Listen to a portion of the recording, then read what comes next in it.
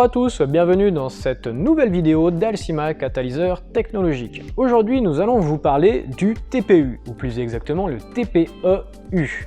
Donc ce thermopoluréthane est une matière qui permet d'avoir des fabrications souples. Voilà, comme vous pouvez le voir, on arrive à faire des impressions très flexibles. Le TPEU ou TPU, on le trouve de plus en plus dans le milieu industriel avec les imprimantes 3D de dépôt de matière fondue. En effet, le potentiel d'application est relativement large.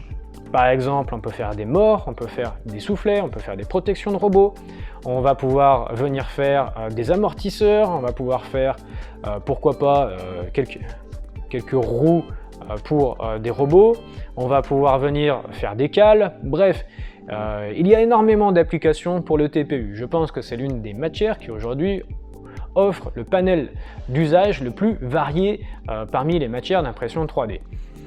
On a donc une matière souple.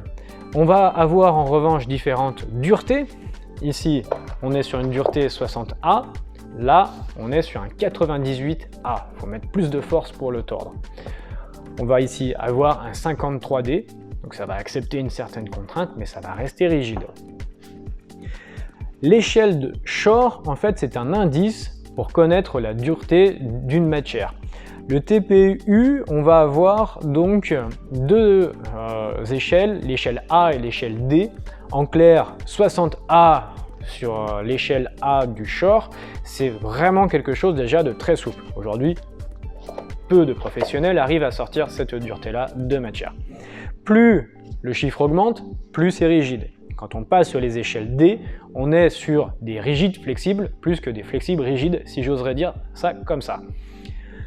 Donc le TPU, c'est une matière qui va donc avoir beaucoup d'applications possibles. On va avoir beaucoup de duretés différentes possibles. On va également pouvoir jouer à l'intérieur sur le remplissage pour changer la dureté de votre impression. Donc il y a énormément de choses à faire.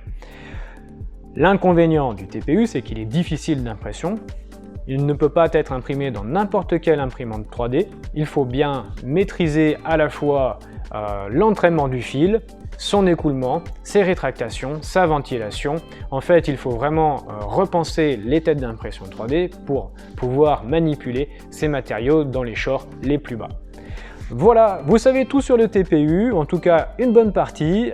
Si vous avez des questions, n'hésitez pas à nous écrire un commentaire ou bien encore par email à défier@alcima.tech.